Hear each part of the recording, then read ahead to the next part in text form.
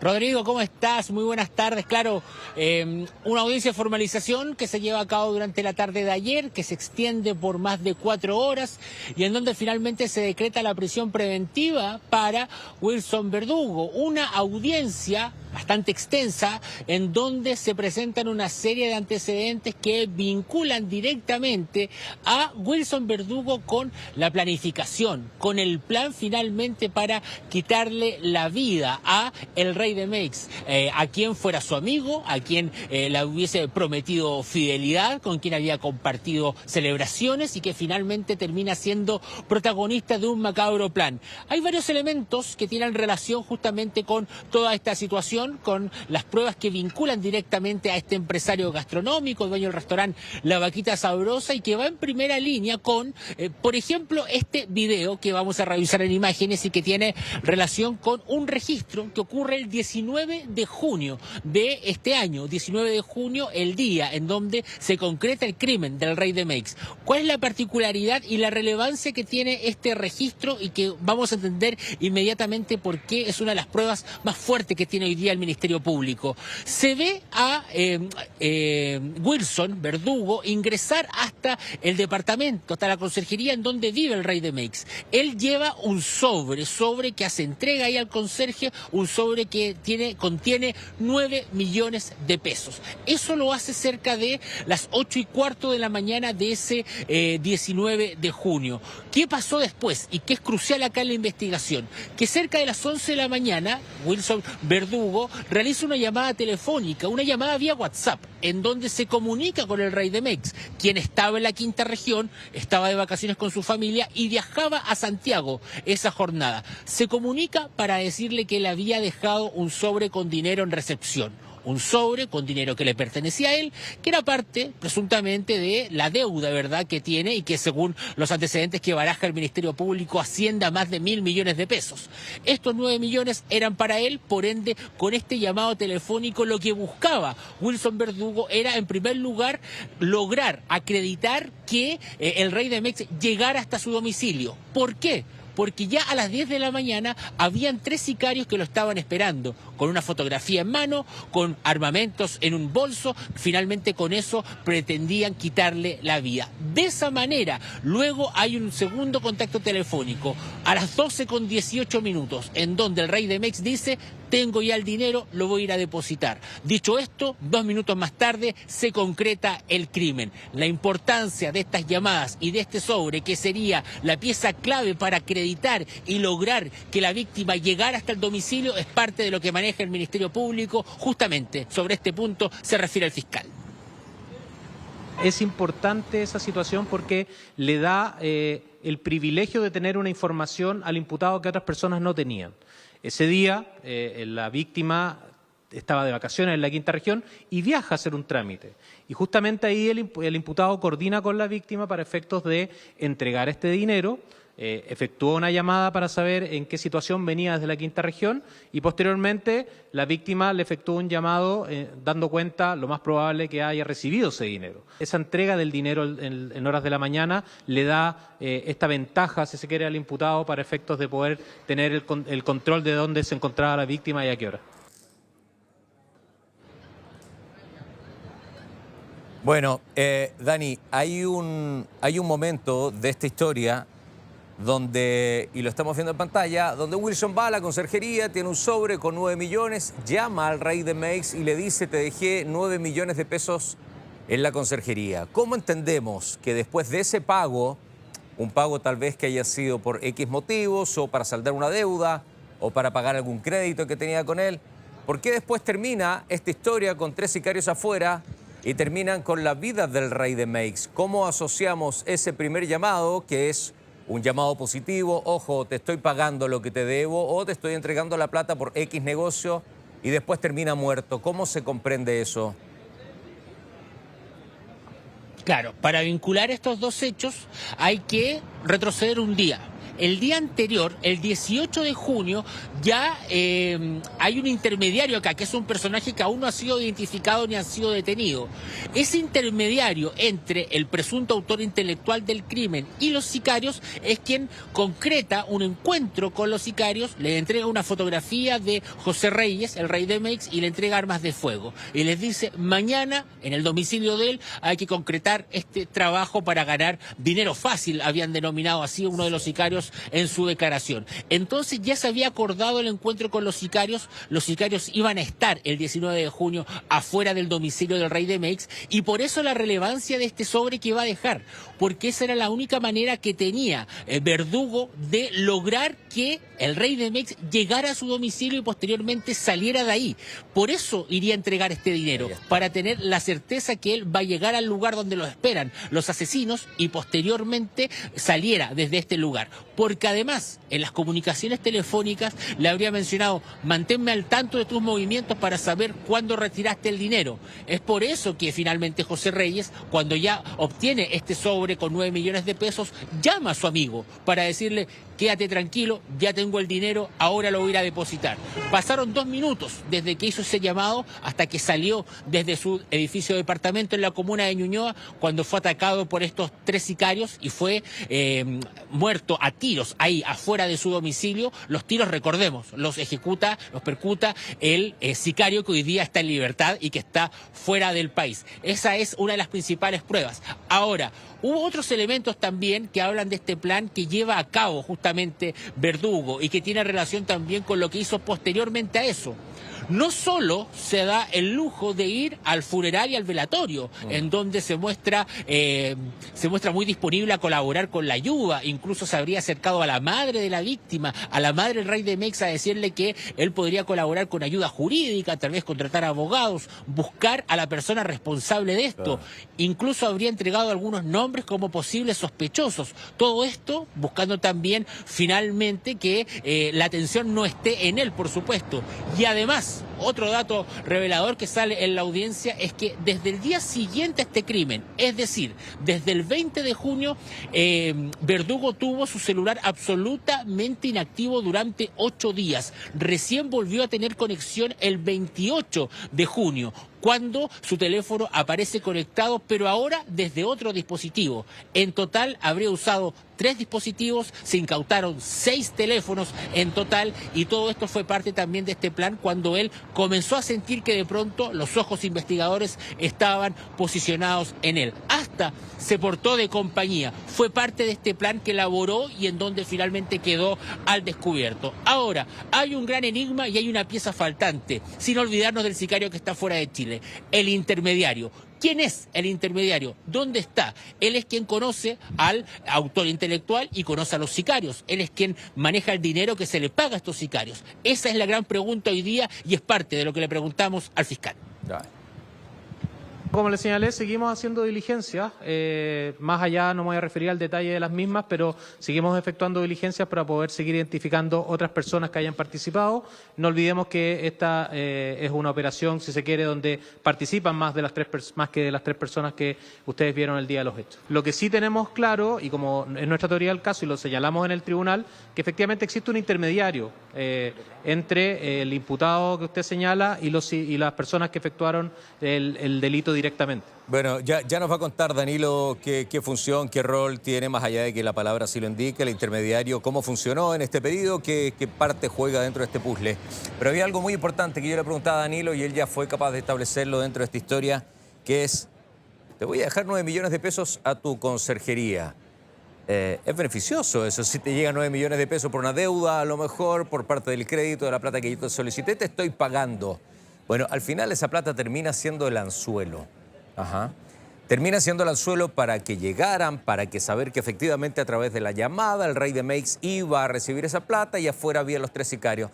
3 sicarios que imagínense que después de esto terminan en un restaurante de comida rápida comprando hamburguesas para terminar la jornada bien alimentados después de haber asesinado a alguien. O sea, este nivel de historia, eso es lo que estamos hablando en el día de hoy.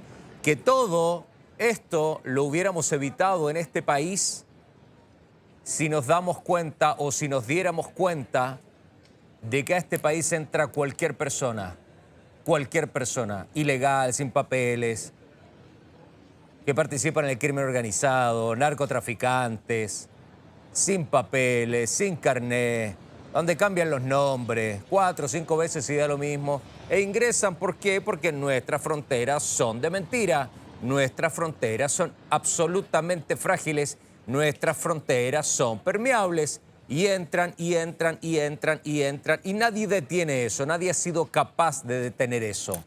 Me hablan de que van a poner más camiones, y camiones bonitos de seguridad, y si ni siquiera los militares pueden revisar las maletas con las cuales van los extranjeros con la intención de venir a Chile.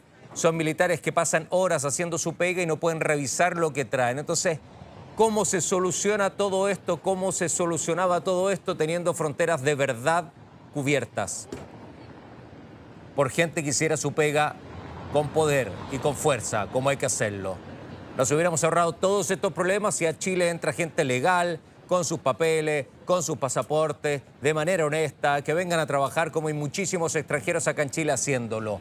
Pero estos sicarios, estos del crimen organizado que vienen a hacer negocio, vamos a Chile, sí, es papita para el loro, vamos a Chile, entren todos. Y así es nomás, pues, compadre.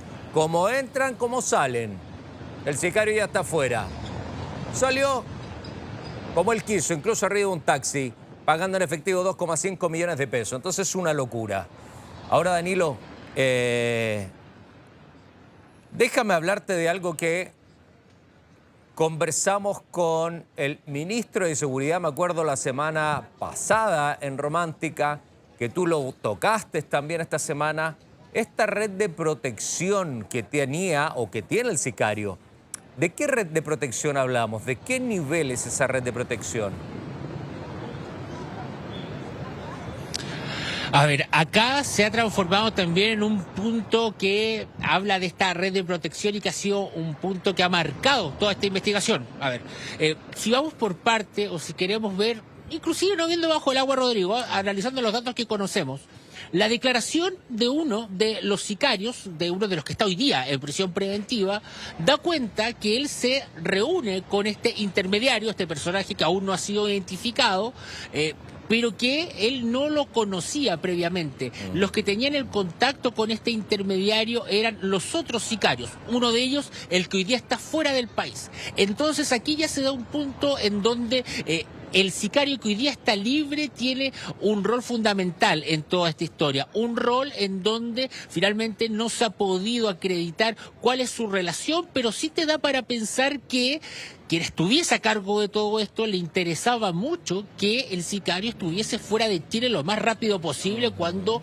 logró recuperar su libertad. ¿A quién más que al que está a cargo de todo este encargo le importa que este responsable esté fuera? Entonces ahí se ha puesto sobre la mesa el tema de esta red de protección y que podría inclusive tener relación directa con el autor intelectual del crimen. Ahora, también existió una red que intentó entablar Wilson Verdugo para despistar y que tiene relación con los cambios de teléfonos móviles, también comportarse de compañía telefónica al momento de que iban pasando los días. Por otro lado, de poner otros nombres sobre la mesa como presuntos sospechosos e inclusive darse el lujo de ir al velatorio y al funeral mostrándose afligido y dolido, impactado por lo que había pasado, pero que sería él quien estaba detrás. Fue toda una puesta en escena acá la que se montó y finalmente eso es lo que hoy día se está intentando acreditar por parte del Ministerio Público, en donde se han encontrado los antecedentes, se decretó por lo mismo la prisión preventiva y en donde finalmente acá hay una red sin lugar a dudas que operó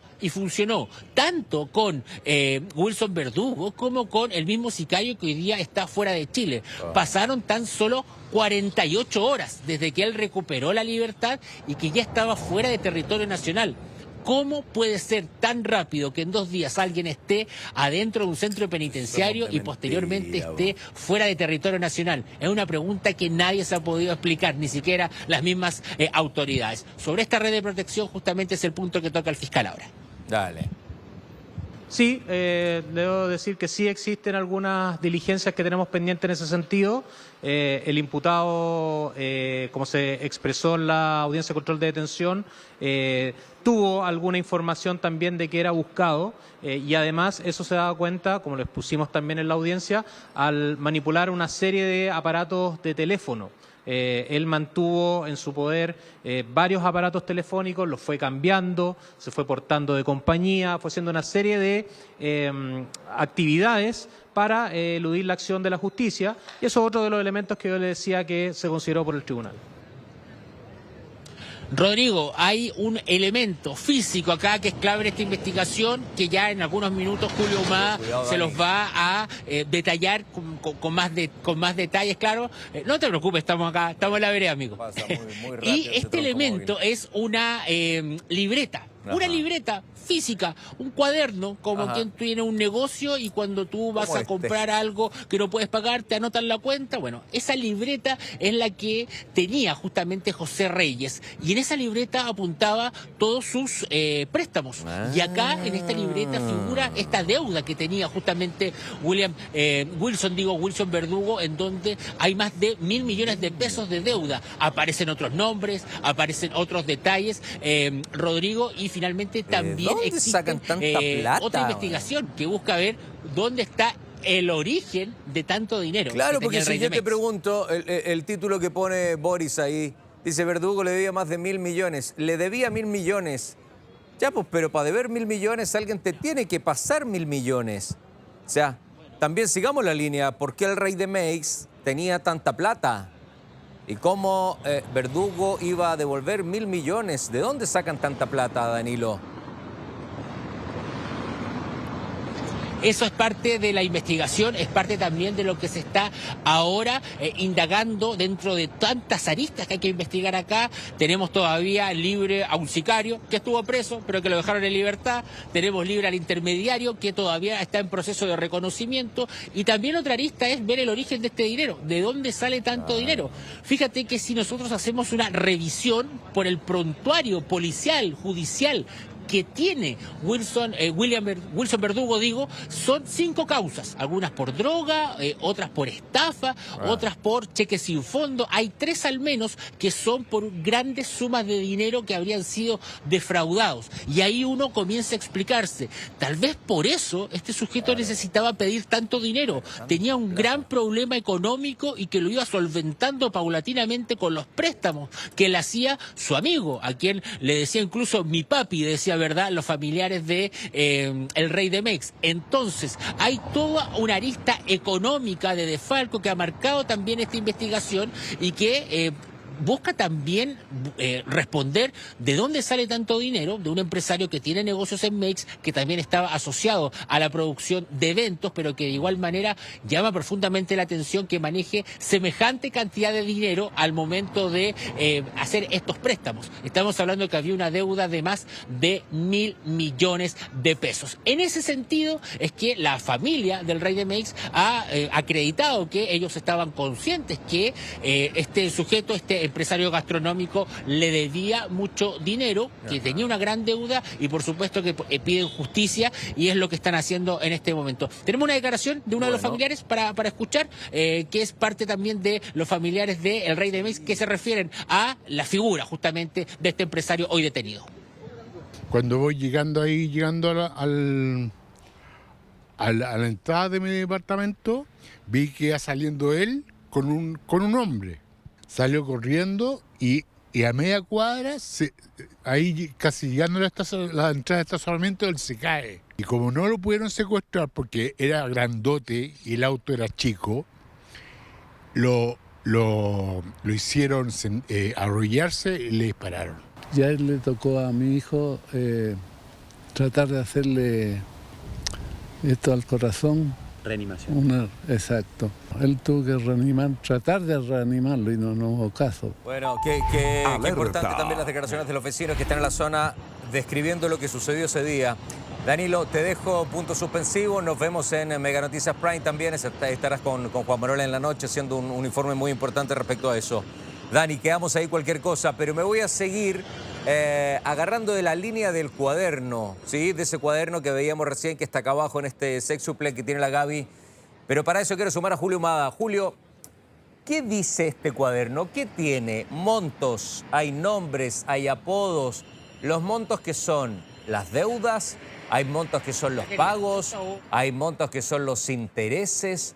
¿Cómo podemos entender este cuaderno de deudas que incluso desde acá ya se empiezan a ver varios nombres de personas involucradas o apodos también? Julio, bienvenido. ¿Cómo está, Rodrigo? Muy buenas tardes. Igual, amigo. Claro, este famoso cuaderno fue presentado ayer en el control de detención de Wilson Verdugo, quien, por supuesto, estaría de hecho anotado en este cuaderno, o por lo menos así se logra entender en base a los antecedentes que presentó la Fiscalía. Este documento, o esta hoja, en realidad, fue escrita a puño y letra por parte de la víctima del rey de Meix. Ahí marcaba o anotaba a sus deudores cuánto era el monto por el cual les entregaba el dinero en efectivo, porque siempre eran transacciones en efectivo las que él realizaba en estos préstamos y en su rol de prestamista en el Barrio Meix y en otros puntos. Además de que, en base a la deducción, podemos señalar que hay diferentes X marcadas en este documento, lo cual haría una señal de cuotas pagadas o pagos realizados por parte de quienes son los solicitantes de estos préstamos que vienen acompañados con ciertos intereses. Ya hemos mencionado de que la deuda es bastante alta por parte de Wilson Verdugo hacia el rey de Meix, eso es lo que habría motivado justamente el pago, pero si uno ve este documento que agrupa varios nombres, varios apodos, varios personajes y varios montos, ese es el aspecto. Hay varias cifras, hay varios millones de pesos, porque son millones finalmente de los cuales estaríamos hablando los que están dentro de estas hojas. Hay un personaje, por ejemplo, en una de las tantas fotografías que presentó la Fiscalía, apodado como Caselli, acompañado de una cifra en específico. Hay otra persona que se llama Cami, con K, lo cual a nosotros nos hace deducir que sería Francisco Kaminsky, acompañado de un número 55, que también puede ser muy similar al monto que el mismo comunicador estuvo confirmando durante diferentes entrevistas, de que hay una deuda cercana a los 50 millones de pesos y que también habría acordado que el pago se iba a realizar, o la devolución de ese dinero se iba a realizar en el mes de octubre. Este documento fue parte de los elementos presentados por parte de la Fiscalía para demostrar los motivantes, los aspectos que finalmente detonaron a que Wilson Verdugo contratara a estos sicarios y realizara finalmente o entregara las instrucciones para conllevar a su homicidio en la comuna de Ñuñoa. Situaciones que va a ser confirmada, por supuesto. Se van a tener que realizar posiblemente diferentes testimonios o tomas de antecedentes de todas las personas que están en esta lista de deudores y saber de dónde venía justamente este dinero en efectivo que asciende a más de 1.000 millones de pesos tan solo en un personaje. Aquí podemos tener una cifra muchísimo más alta. Vamos a revisar parte de las declaraciones que entregó ayer la Fiscalía, que está a cargo del proceso investigativo y que habla justamente de estos documentos, de estas hojas escritas a puño y letra por José Felipe Reyes, que habla de los montos que presta y también de los pagos que habrían realizado algunas personas, entre ellos algunos personajes públicos y por supuesto quien es hoy el líder, el autor intelectual, por así decirlo, de este homicidio. Vamos a revisar. Bueno, sí, nuestra teoría del caso justamente va en ese sentido, en el sentido que el móvil nuestro, y fue lo que el tribunal recogió también, es por estas deudas que tenía el imputado con la víctima. El cuaderno que usted da cuenta, efectivamente es una pieza, un elemento de prueba que tenemos incautado gracias al trabajo efectuado por OC9, donde tenemos algunos registros que nos dan cuenta de esta situación. Básicamente eso es. Bueno, estoy mirando acá el cuaderno que tiene la Gaby también puesto en pantalla, donde aparecen apodos, donde aparecen montos que incluso yo he conocido cuadernos con X y esas X son también intereses que tienen que pagar o son cuotas que ya se han pagado. Hay apodos también, hay gente que está o que la puedes asociar con gente más conocida. Hay montos muy altos. A mí me llama la atención la cantidad de dinero que se maneja acá. A mí eso me llama mucho la atención. Puede ser tal vez un gran inversionista, un gran dueño de negocios, que son cifras normales para mucha gente. Puede generar plata a través de las mismas inversiones y se puede generar, o con muchas propiedades. Hay gente que tiene esto. No cuestiono esto, sino que cuestiono también la cantidad de plata que se presta. ¿De dónde viene esta plata? ¿Viene producto de un buen negocio? ¿Viene producto de buenas inversiones? ¿Viene producto de los restaurantes que manejaban? viene producto de lo que se hacía en Makes, porque si hablamos de préstamos de 1.000 millones, y no es que sea el único préstamo, ese cuaderno marca varios préstamos. Entonces, ¿de dónde sale tanta plata? ¿De dónde viene tanta plata? Y además que a muchos de ellos les gusta la plata en efectivo. O sea, acá no estamos hablando de grandes transferencias, no estamos hablando de cheques, sino que estamos hablando de plata en efectivo, de billete tras billete, Julio. Y eso también es cuestionable. ¿De dónde viene tanto dinero? No sé si tú hiciste el ejercicio de sumar cuánta plata hay en una de esas páginas del cuaderno, Julio.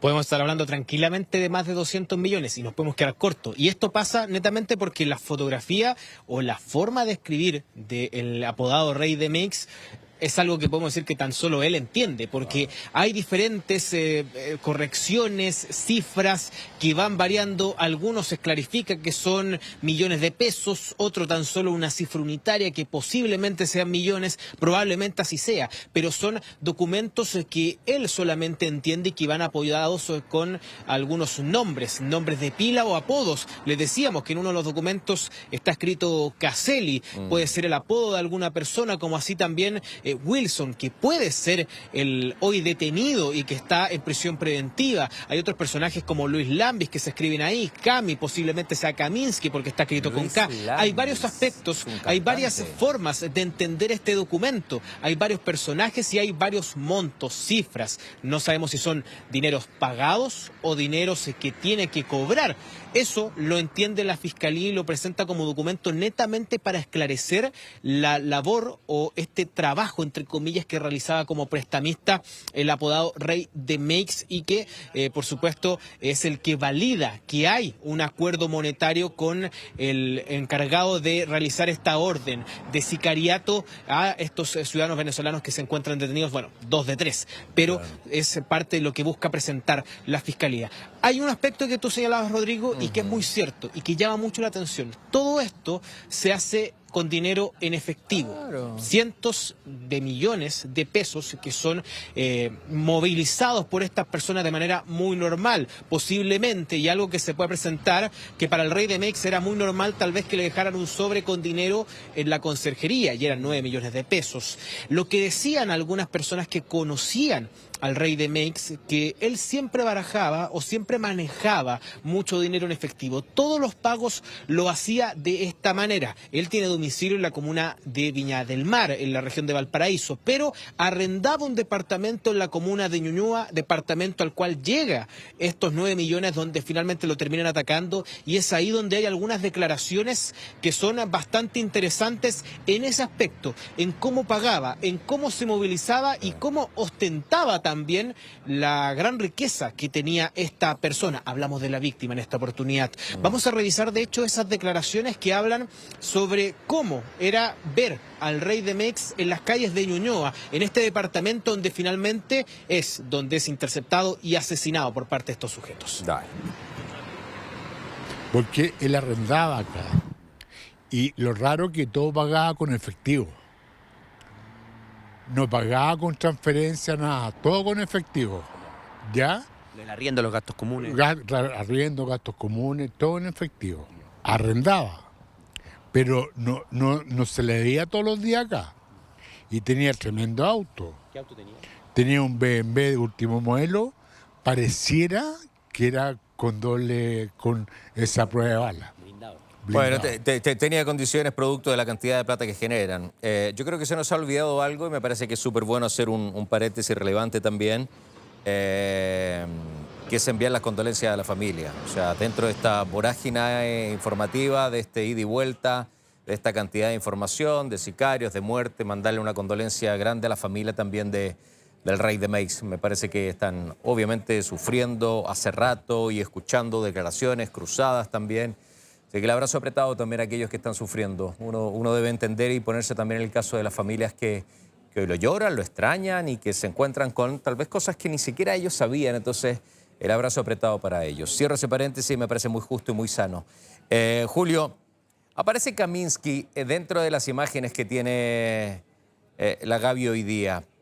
Ayer habló de mucho gusto. Boris me comentaba que dio una entrevista a Kaminsky que hoy trabaja en el grupo Iberoamericana en radio, en la comuna de Providencia, e hizo declaraciones con mucho gusto. Aparece acá. ¿Qué relación? ¿Cómo lo podemos explicar? Para la gente que está viendo la imagen de él ahora y no tiene información, ¿cuál es el vínculo que tendría Kaminsky con el rey de Meis, Kaminsky con Verdugo? ¿Qué papel juega Kaminsky acá?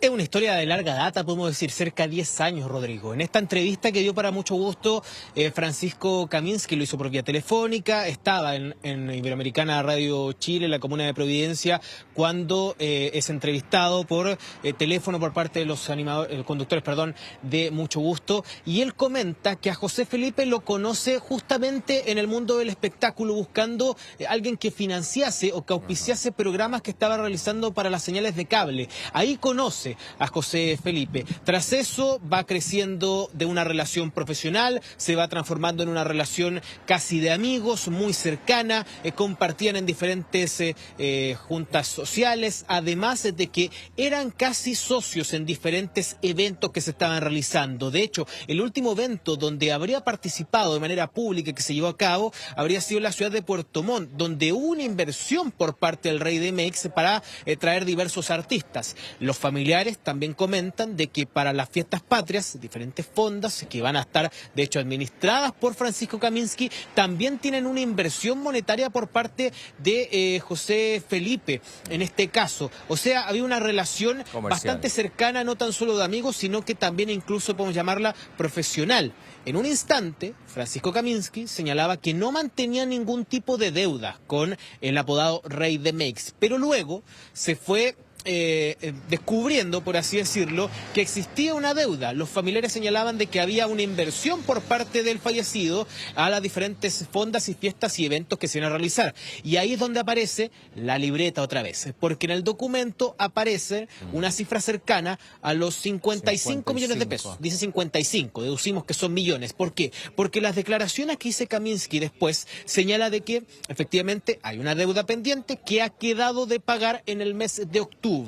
Ocupó las labores finalmente de prestamista, en este caso, de José Felipe para poder llevar a cabo un evento. Serían cercanos a los 50-55 millones de pesos, y ahí también puede aflorar la conversación telefónica que se realizó el 19 de junio entre la víctima y Kaminsky minutos antes de ser interceptado y asesinado en la comuna de Ñuñoa. Según el relato de Kaminsky, comenta que estas llamadas eran normales, cada ciertos días, se llamaban por teléfono como muy buenos amigos, conversaban, se consultaban cómo estaban las familias, y después le hacía algunas consultas sobre algunos pagos, algunos cobros, cuándo iba a ser finalmente la devolución de aproximadamente 50 millones de pesos. La conversación no habría sido algo monetario, habría sido algo más amistoso en este caso, señala Kaminsky, y es por eso que va a declarar con el fiscal y con personal de Carabineros. Revisemos parte de lo señalado por Francisco Kaminsky durante el matinal de Mucho Gusto, y por supuesto sobre esta deuda y además la relación que tenía no tan solo con el rey de Mex, sino que también con Wilson Verdugo, al que conoció años después. Exactamente. Años, la verdad, a José Felipe Reyes, que es la víctima, con quien tengo una relación que fue incrementando, se partió comercialmente. Lo conocí porque me buscaba algunos auspiciadores para algunos programas que tenía en el cable, ahí de Estación Central, me hizo algunos nexos y fuimos poco a poco creciendo, como te digo, en los nexos como de amistad.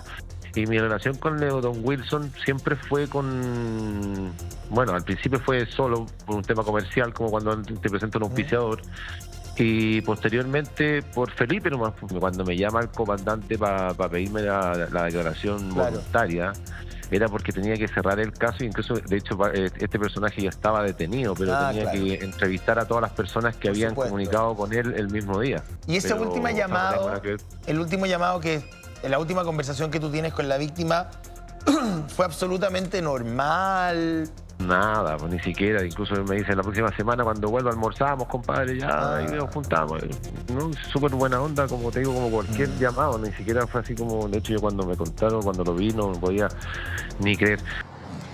A Wilson Verdugo lo habría conocido años después de manera personal, después supo que era amigo de José Felipe y ahí es donde pueden aparecer también las fotografías que se compartían en redes sociales de estos tres personajes al costado de una mesa, posiblemente en los restaurantes de Verdugo en este caso, pero esas imágenes han sido bajadas de las redes sociales, por ejemplo de Camilo Andrade, la pareja de Kaminsky y del propio comunicador. Esto decisión personal de cada uno de ellos, pero es esa la relación que existe entre Kaminsky, víctima, y también quién habría sido el autor intelectual de este ataque. Pero también hay que señalar que existe una deuda monetaria cercana a los 50 millones de pesos, o por lo menos eso es lo que señala este famoso documento, este famoso papel y cuaderno que poseía el rey de Mex de las personas a las cuales les prestaba dinero en efectivo, Rodrigo. Bien, Julio, quédate escuchando la última noticia que tiene relación con esto. Un abrazo grande, nos quedamos pendientes. Francisco Kaminsky, información del momento, interpuso en horas de la mañana de hoy, viernes 25 de julio, una denuncia tras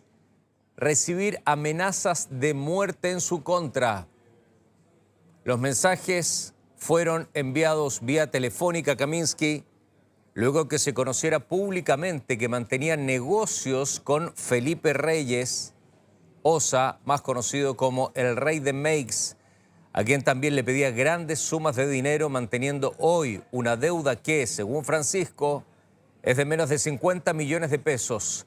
Si quiere profundizarlo, está aquí, se lo estamos poniendo ya en pantalla, meganoticia.cl, que se puso en contacto con el Departamento de Comunicaciones de Carabineros, quienes confirmaron que la mañana de hoy viernes, Francisco Kaminsky llegó hasta la subcomisaría y presentó los mensajes de amenazas de los cuales fue víctima.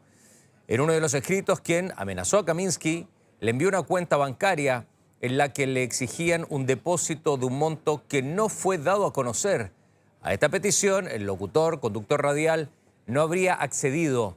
Kaminsky se encuentra en medio de la polémica por su nexo con el Rey de Mex, a quien conocía desde hace varios años. Si bien primero aseguró que era un amigo, un socio comercial, luego se reveló que se encontraba en la lista de personas a las que le prestaba grandes sumas de dinero. La información del momento, 1:38. Hacemos la pausa, seguimos en alerta.